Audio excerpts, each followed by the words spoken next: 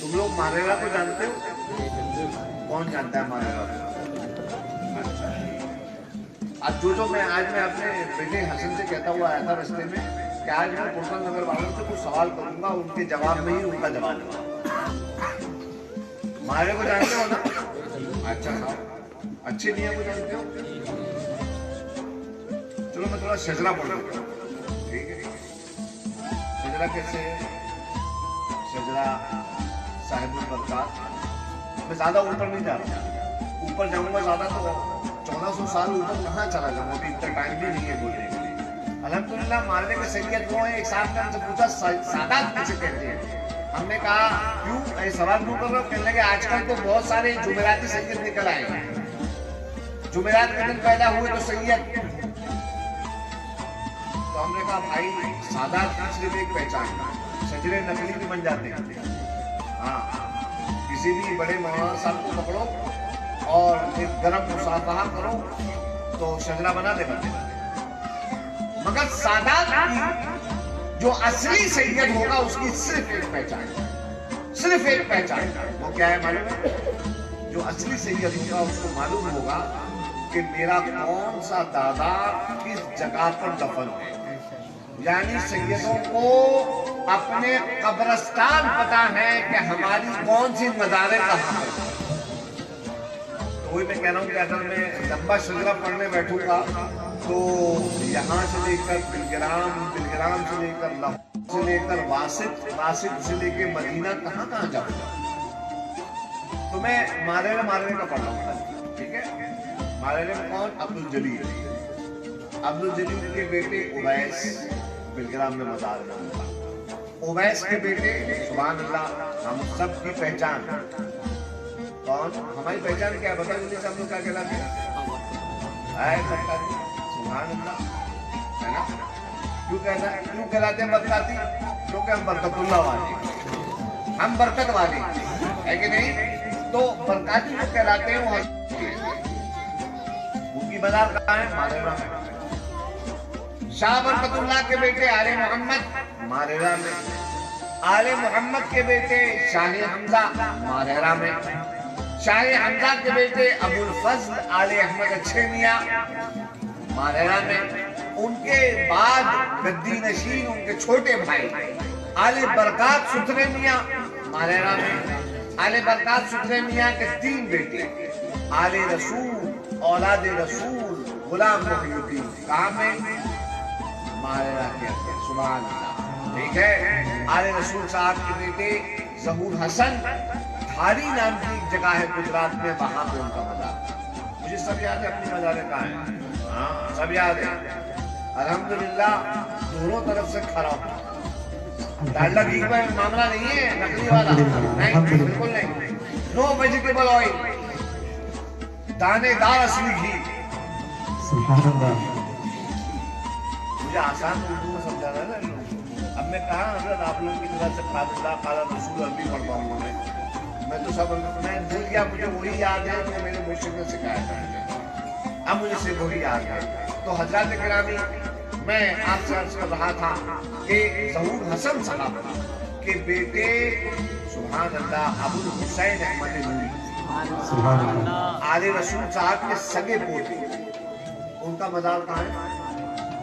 मारेरा शरीफ के अंदर। अबुल हुसैन अहमद नूरी के सगे चचा, उनका नाम है ज़हूर हुसैन आले रसूल साहब के छोटे बेटे, उनके बेटे का नाम है शाह मेहदी रहमतुल्लाह ताला अलैह।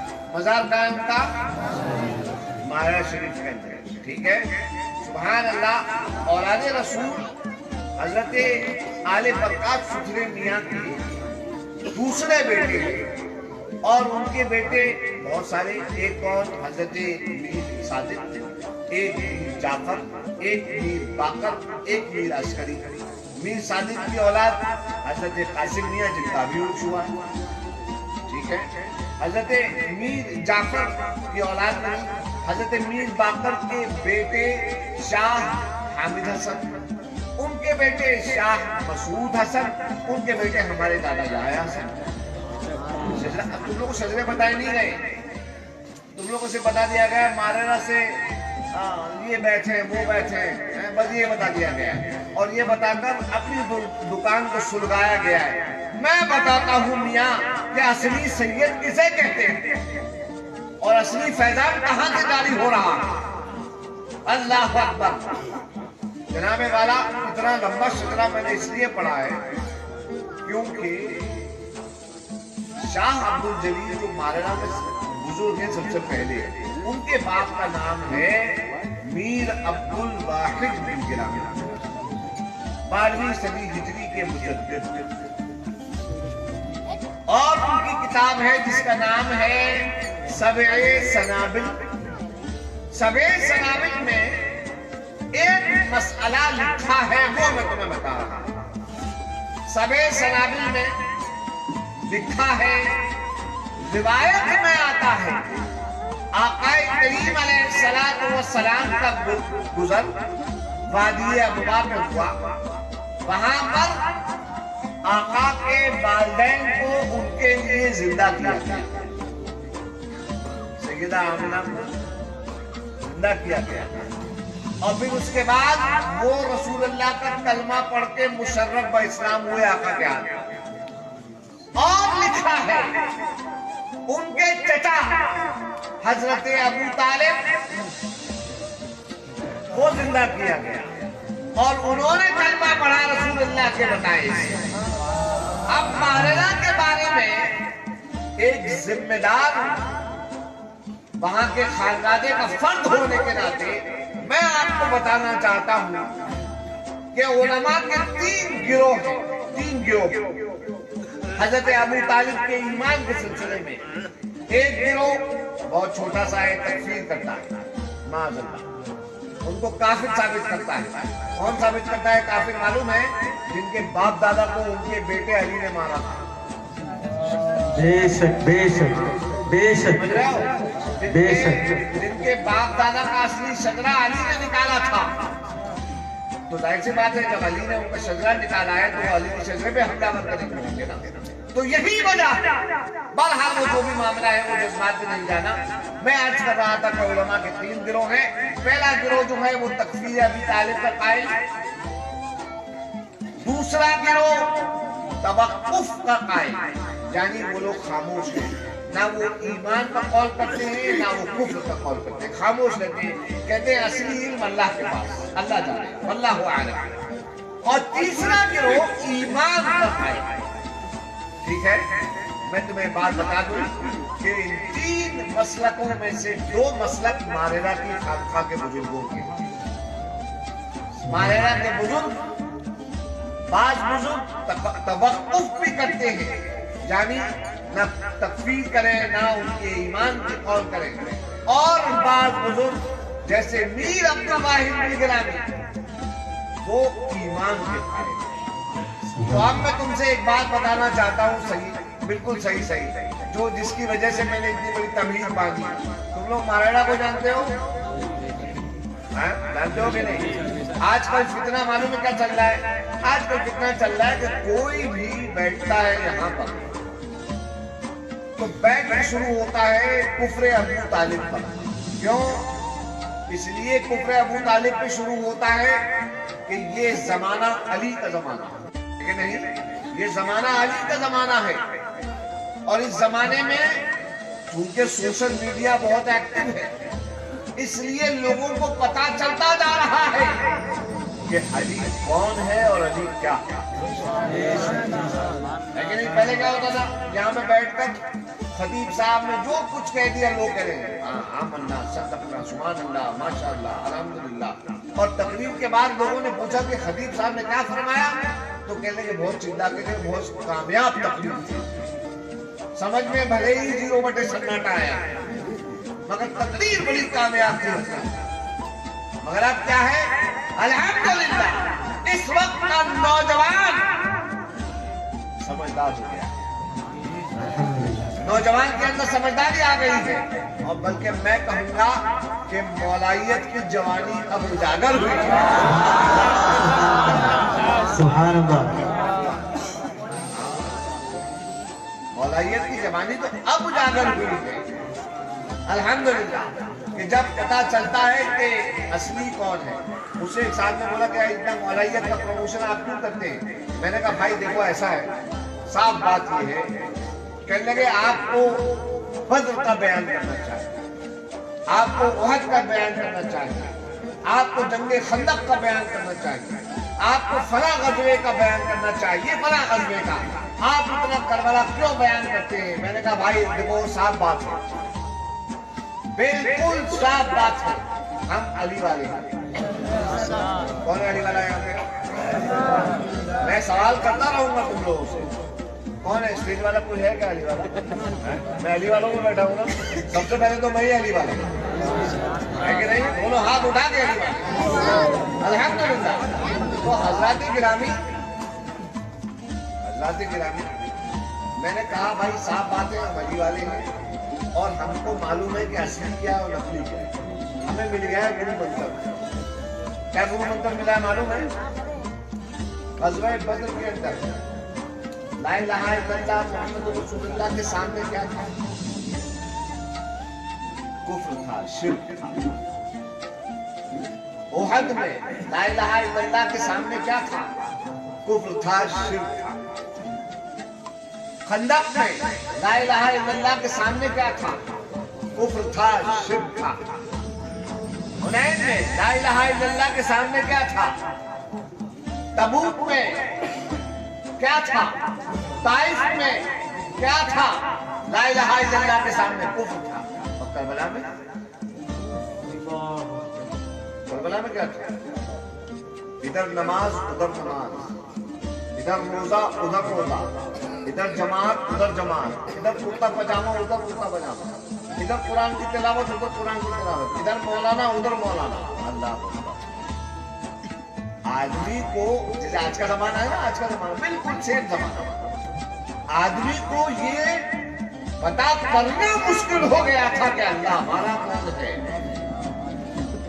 ये अल्लाह वाला है, ये अल्लाह वाला है, तुझे बोल तो ये भी अल्लाह रहा है, कलमा तो मोहम्मद का ये भी पढ़ रहा है, नमाज तो ये गिरोह भी पढ़ रहा है, नमाज ये गिरोह भी पढ़ रहा है। समझ में नहीं आता।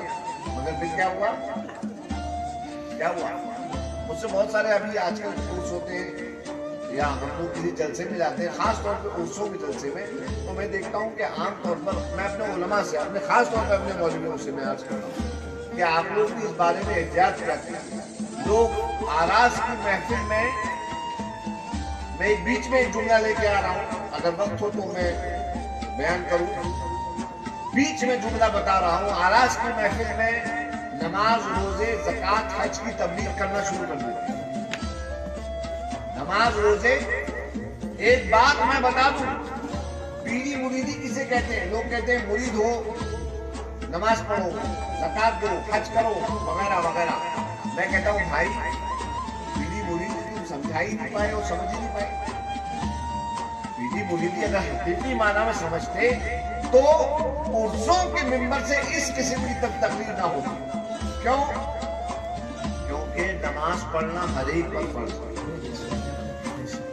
रोजा रखना हर एक पर फर्ज है, हज का फर्ज मानना, मेरे जुमलों पे गौर करें, करना फर्ज हर एक पर नहीं है, मानना हर एक पर फर्ज है।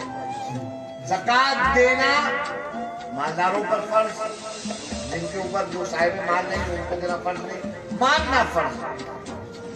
अल्लाह अकबर। तो मुरीद का मतलब क्या होता है? फिर मुरीद क्यों होते हैं? ताबीज लेने के लिए, धागा पड़वाने के लिए, जिन उतरवाने के लिए नहीं। मुरीद इसलिए होते हैं कि नमाज, रोजा, ज़कात, हज पर अमल करने वाला जब ये चाहता है कि अब पर्दा उड़ जाए, जब ये चाहता है कि पर्दा उठ जाए और हमें भी वही लज्जत मिले जो अबू बकर को मिला करती, हमें भी वही चाशनी मिले जो उमर को मिला करती थी, हमें भी वही मारिफत मिले जो उस्मान को मिला करती थी, हमें भी वही इश्क मिले, वही हकीकत पर वाक़फियत मिले जो अली को मिला करती थी। तकबीर, हादरी, हादरी, मन कुंतुम मौला, मन कुंतुम मौला, आजा अली उन मौला, इश्क का किबला, इश्क का किबला। सुभान अल्लाह। तो आदमी मुरीद कब होना चाहिए? मैं आमतौर पर लोगों से कहता हूँ, भाई नमाज रोजे ज़कात हज पर तुम्हारा अमल नहीं है, अभी तुम्हारा मुरीद होने की मंजिल में नहीं आए। सही बता रहा हूँ मैं आपसे। ये जो आजकल ये रस्सी ऐसे घुमा के फेंकी, मुरीद हो जाओ, वो आखिर में रस्सी पकड़ी, उसके बाद पीर साहब मिलेगी, बंदा पीर साहब को पहचानता ही नहीं। अल्हम्दुलिल्लाह हम अच्छे मियां वाले अपने मुरीद को चेहरे से तो पहचानते हैं, नाम सुना चेहरा एक मर्तबा देख लिया तो पहचान लेते हैं। अल्हम्दुलिल्लाह सुम्मा अल्हम्दुलिल्लाह। मगर हमारे यहाँ रस्सी फेंक के मुरीद नहीं किया जाता। क्यों? क्योंकि मुरीद करना हमारा कारोबार नहीं है, इट्स नॉट आवर बिजनेस। हमारा बिजनेस मुरीद करना नहीं है। अल्लाह अकबर। हालांकि पीरी मुरीदी का मतलब बुजुर्गों की इस्तिलाह में मालूम है क्या है? खरीदना बेचना। तरीकत में पीरी मुरीदी का मतलब होता है बिजनेस, मगर वहां पर शेखुल मशाइख नहीं बिकते। शेखुल मशाइख जानते हो? जानते हो मैं शेखुल मशाइख किसे कहता हूँ? अरे वही तो इमाम जेब में बोले देते, दो चश्मा पहने हुए शेखुल। हाँ, वो शेखुल मशाइख कहता हूँ। क्यों मालूम है?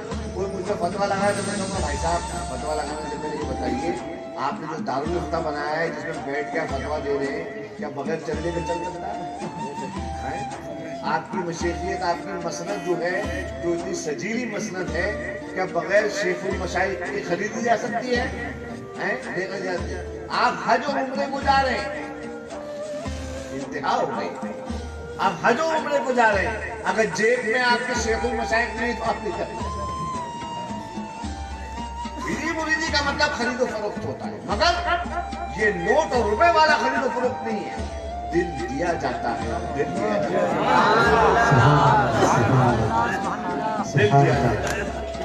इसी वजह से मैं अर्ज करता हूँ, अगर तावीज़ चाहिए, गंडा चाहिए, ये मुआवजा चाहिए रूहानी, कभी मुरीद मत होना। मैं तुम्हें रिकमेंड नहीं करता। नमाजी नहीं हो, मुरीद मत होना। कोई काम का मुरीद नहीं लेना। रोजदार नहीं, रोजे नहीं रखते हो, कोई मुरीद होने की जरूरत नहीं। पहले हमको ये जो इस्लाम के रुक्न हैं उन पर आमिल होना, उसके बाद की मंजिल।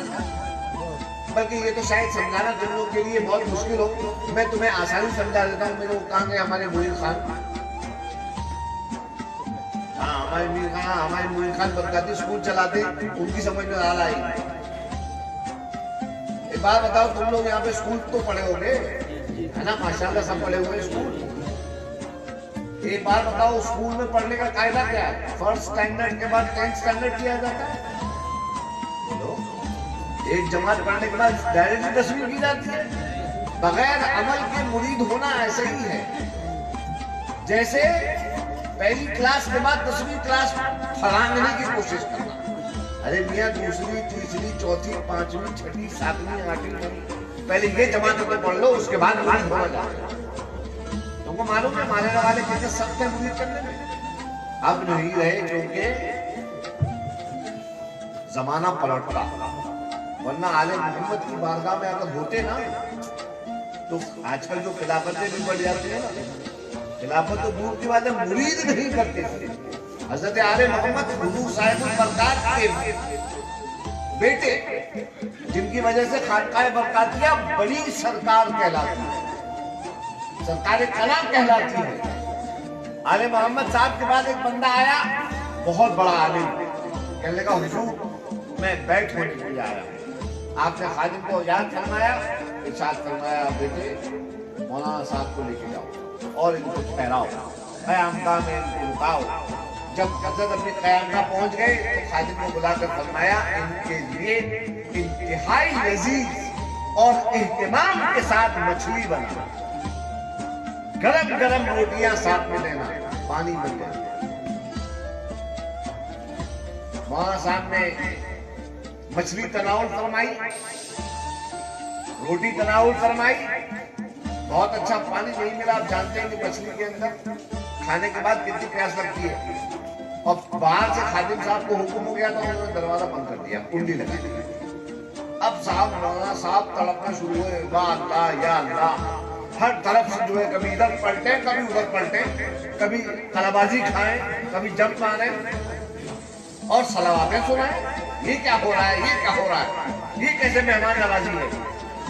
खैर साहब सुबह हुई, फजर की अजान के साथ कुंडी खुली, बाहर आए चिल्लाते हुए हजरत की बारगाह में, कह रहे हजरत हम मुरीद होने आए थे, आपने तो हमारी खबर ही ले ली, अच्छे से पानी ही नहीं दिया हमें। इरशाद फरमाया अभी तेरा नफ्स मुरीद होने के लायक नहीं है, अभी नहीं है। तू थोड़ी सी देर अपनी प्यास पे कंट्रोल नहीं कर पाए तो सोचो हम अपने बुजुर्गों का ये मेयार देखकर, स्टैंडर्ड देखकर हम अर्ज करते हैं, क्या हम इस लायक हैं कि हम मुरीद हो जाए। अपने बुजुर्गों का मेयार देखो, हमारे बुजुर्गों का मेयार क्या था, हमारे पीरों का, और आज हम क्या हो गए। पर बात बहुत फैल जाएगी तो बीच में एक आ गई। मैं जो अर्ज कर रहा था आप अल्लाह से, वो ये अर्ज कर रहा था कि जिस तरह से मौजूदा हुकूमती निजाम चल रहा है कि आपस में मजहबी तसादुम करवा दो, टकराव करवा दो, असली मसाइल से लोगों का दिमाग हट जाए। आज मुसलमानों के सामने, सिर्फ मुसलमानों के सामने नहीं, पूरे मुल्क के सामने रोजगार एक बहुत बड़ा मसला है कि नहीं। रोजगार बहुत बड़ा मसला है। चीजें सब नजर आती हैं दुकानों में, खरीदने वाले नजर नहीं आते, है कि नहीं। ये है ना मामला। बहुत सारे लोग आते हैं, हमारा माल नहीं मिलेगा। मियाँ सिर्फ एक का नहीं, इस मुल्क के तकरीबन 90% रहने वालों का ये प्रॉब्लम है कि रोजगार हासिल करना इस मुल्क में बहुत मुश्किल हो गया। ये साफ बात है, इसमें कोई लगी छुपी नहीं है। इससे हमारा ध्यान न जाए इसकी तरफ, इसलिए सारे मसाइल पैदा किए जाते हैं। इस बात को समझ लो। मैं पॉलिटिशियन नहीं, मुझे कोई पॉलिटिक्स की बात नहीं करनी है, मगर तुमको समझाने के लिए बोल रहा हूँ, बेआईनी की ही पॉलिटिक्स हमारे मजहब में दाखिल हो गई है। कोई शख्स रसूल अल्लाह का असली किरदार क्या है पता ना चल जाए। रसूल अल्लाह का किरदार हसन से पता चलेगा, है कि नहीं, हुसैन से पता चलेगा, है कि नहीं, ज़ैनुल आबिदीन से पता चलेगा, बाक़िर से पता चलेगा, जैद शहीद से पता चलेगा, जाफर सादिक से पता चलेगा, सुभान अल्लाह, इमाम मूसी काज़िम से पता चलेगा, इमाम अली रिज़ा से पता चलेगा, अली नबी से पता चलेगा, इमाम अस्करी से पता चलेगा। और अगर अभी ना उन लोग कहो कि हमें क्या मालूम, वो जमाना तो बहुत गुजर गया, तो हम कहेंगे बेटा इंतजार करो, इमाम मेहदी से पता चलेगा। इमाम मेहदी से पता चल ही जाए। तो हज़रात गिरामी, ये मामलात को ज्यादा तुम लोगों को कोई फलसफे में पढ़ने की जरूरत नहीं है। आजकल अक्सर फेसबुक पे भी आता है कि ये मामलात लड़ाइयों के, ये मसाइल है। कुछ नहीं, तुमको सिर्फ एक बात याद रखना है कि तुम मालेरा से जुड़े हो। सिर्फ एक बात याद रखोगे, मालेरा से, मालेरा के नाम पे तुमको सिर्फ इतना पैगाम याद रखना है कि हजरत साहिबुल बरकात के परदादा, कोई तुमसे कहे इमाम अबू तालिब तुमसे कोई जिरह करे, तुम खाली एक बात कहना, हमारे पीर शाह बरकतुल्लाह के परदादा ने क्या कहा? उन्होंने कहा अबू तालिब मुसलमान। करेंगे हमें कोई दलील नहीं देना कि ये आयत जो है मक्की नहीं मदनी है, ये हदीस जो है इसके रुवात में ये मामला है, ये जर्ह व तादील के उसूल इसमें कायम नहीं है, इसके अतराए बड़ी बड़ी बातें नहीं करनी। हमको सिर्फ ये कहना है कि हमारे पास बात बरकतुल्लाह की पहुंची। और क्या बात पहुंची? साहिबुल बरकात की। कि अबू तालिब कौन है? बोलो, नींद आ गई? मौला ये ठंडी पड़ गई? पिछाड़े सो रहे हो? हाँ याद रखना, मैं सवाल पूछता रहूंगा। तो हजरत हमें सिर्फ इतना जानना है, हमें सिर्फ इतना बोलना है कि मालेरा वाले का कौल, मालेरा वाले का मसलक अबू तालिब। ठीक है। हाँ, अब जो भी ये कहे कि हम तो मारेरा वालों को मानते हैं, हम तो उनको अपना आका समझते हैं, हम तो उनके सिलसिले में बैठ हैं और हम तो बड़ी अकीदत रखते हैं और हम नंगे पैर चलते हैं वहां पर और सर के बल चलते हैं उल्टा होकर, और हम जो है वो फिर उसके सब कहने के बाद कहे अबू तालिब को हम काफी जानते हैं, तो तुम समझ लेना कि वो मारेरा का वफादार नहीं है। समझ रहे हो? और इंसान हमेशा अपनी चीज की तारीफ करता है कि नहीं? तुम मारेरा से बैठो, तुम अच्छे मियां के दामन का माल हो, है कि नहीं? ये बताओ, बहुत आसान सी बात तुम्हें समझ में आ जाएगी।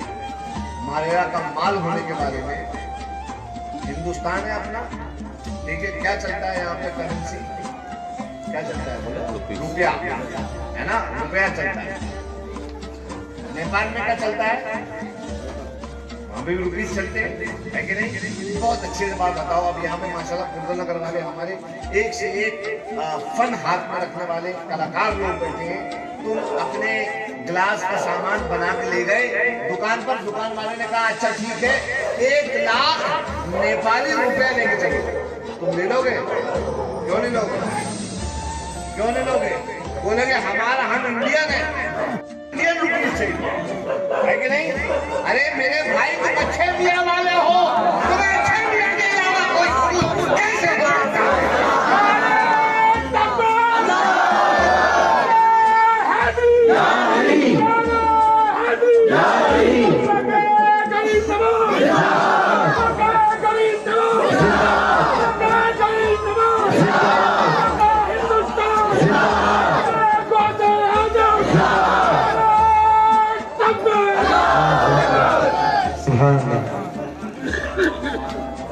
कोई तुमसे कोई बड़ी बात कहे, कोई तुमसे कितनी बड़ी बात कहे, तुमको कल मैं वहां कह रहा था हम मारेरा वाले, तुम भी कह सकते हो हम मारेरा वाले, बिल्कुल कह सकते हो।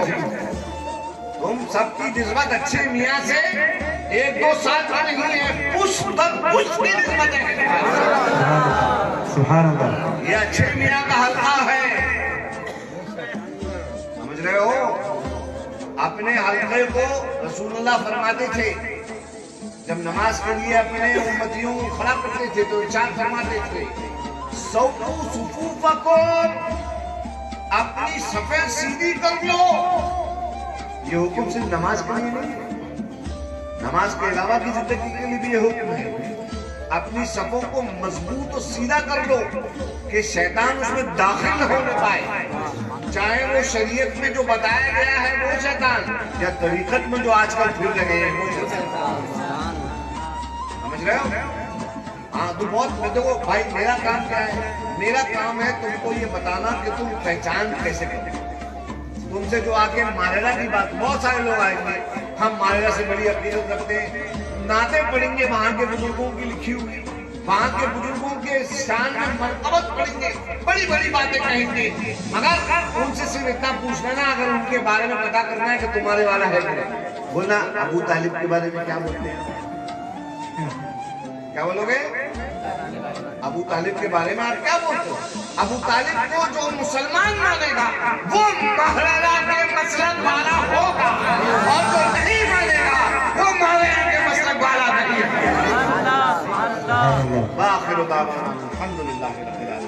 अस्सलामु अलैकुम।